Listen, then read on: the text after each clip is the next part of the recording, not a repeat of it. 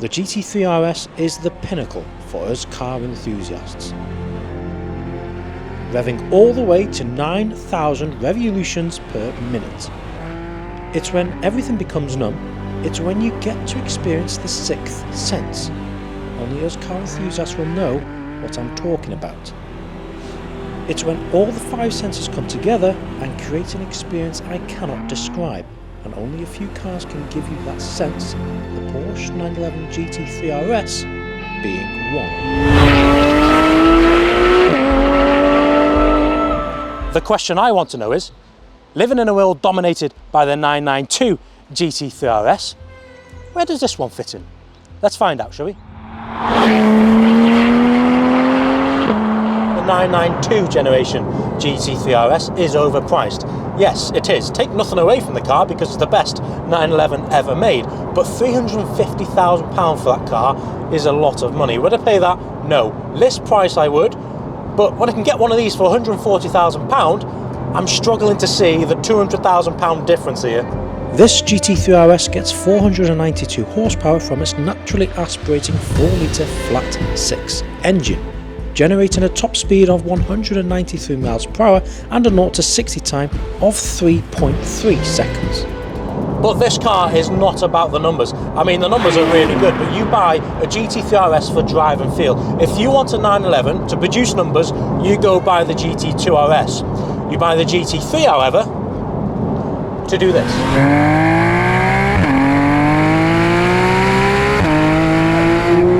That noise is absolutely intoxicating. You don't just hear it, you feel it, and you become drunk with the sound of Porsche's 4-litre flat 6, and it's better than any German lager.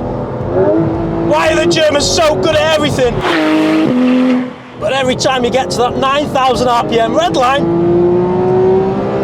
boom! You press to change gear and it's off to the next one again. It's so instant. How does it do that? This car is just so addicting. Where the hell do I even start with a car like this? Well, I'm doing one thing right. We bring it here to North Wales, to one of the best roads in the country, and this is the closest it gets to the track. But this isn't really what the GT3 RS has been designed for. It's been made for the track. So what's it like on the road? Flipping awesome. It just makes an event at every occasion. And if you forget for 1 second how special this car is, all you have to do is glance in the rearview mirror and get impeded by that massive roll cage and huge spoiler. But the most impressive thing about this car is how it manages the air.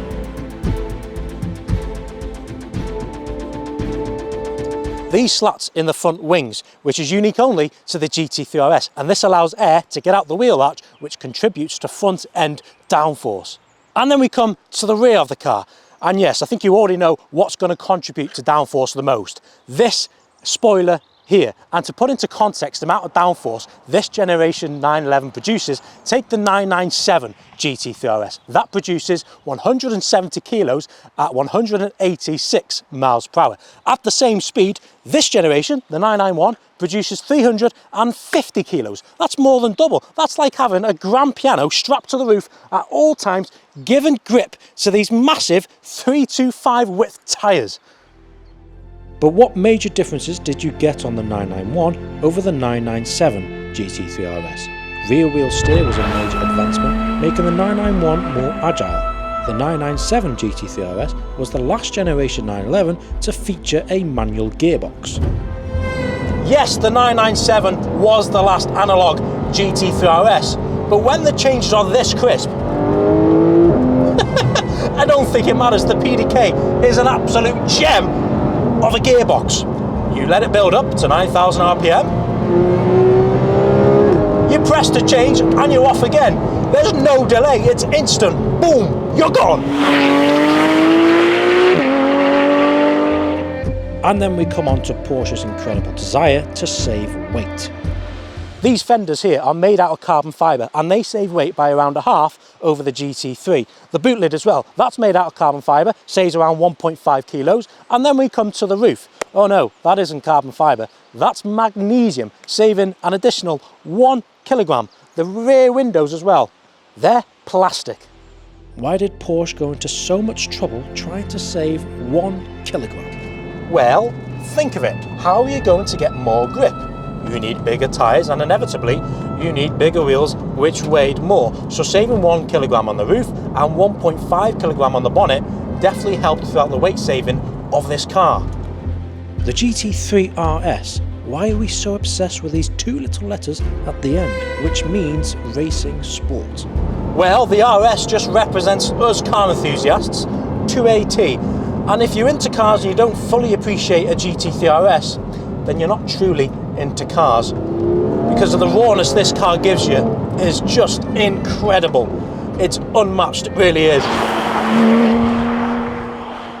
So I'm here with Simon, who is the owner of this gorgeous GT3 RS. And Simon, you've just released your brand new app called Mivia. And I want you to give me and the viewers an explanation of what Mivia is. Okay, cool. Yeah, so you know firsthand how difficult it is organising drives out. When you start thinking about planning road trips, 2, 3, 4, 5, 10 days or whatever, the complexity really starts to ramp up, doesn't it? Yeah. Whether it's routing, whether it's points of interest, whether it's specific roads that you want to go and drive on, where you want to stop for some pictures, hotels, then you've got budgets and dietary requirements and all sorts of different things to contend with. I've been very, very lucky and have sort of driven through Switzerland, Italy, Austria, Germany, and you name it. I've seen some amazing things. There's got to be a better way we can use technology to do this. And the way that we wrap it all together is the navigation. Google Map links are easy, yeah, but they don't come without their issues. You'll have the 4 points, yeah. So we thought, right, okay, let's put all of these really sexy, cool things together in terms of road trips and drives out, points of interest, restaurants, hotels, but let's package it into a best-in-class navigation solution. Let's wrap it around this one pane of glass solution. Which is Mivia. Which is Mivia, yeah. And that whole one pane of glass thing for me is bringing in the live location, bringing in the speed camera data, bringing in, unlimited waypoints, bringing in don't get rerouted, so they go a faster way. And just sort of making it as easy and as accessible as possible for lots of people to do the cool stuff that we get to do. Thank you for giving us more of an insight Thank to you. Mivia. And if anyone's interested to know more of what Mivia is about, we'll put all the links in the description and all the links to your Instagram pages and stuff where you can check Simon's cool business out. But for now, we'll get back to the review.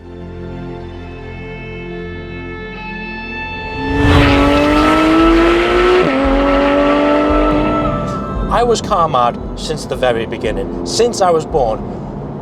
And when you're a kid and you're into cars, you just love the fastest car out there. And for me, that was the Bugatti Veyron. But maturing, growing up as an enthusiast, it's not about the fastest times. It's not about the fastest 0 to 60 time.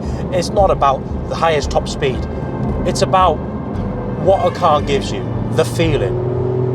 And the pinnacle of that is pretty much the GT3 RS. And this is why I owe this car an apology. I should have known from the very beginning what you are. And if someone gave me £150,000, say, here you go spend it on a car, my instant reaction is a GT3 RS. And I think that's when you know what your dream car is, right? Because this is just the car. No, it doesn't do everything perfectly, but it does everything I want it to perfectly. Unfortunately, all good things must come to an end, and this marks the end of my review of the 991.1 GT3 RS. Simon, thank you very much, my friend.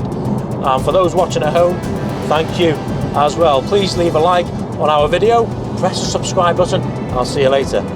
Cheers, guys.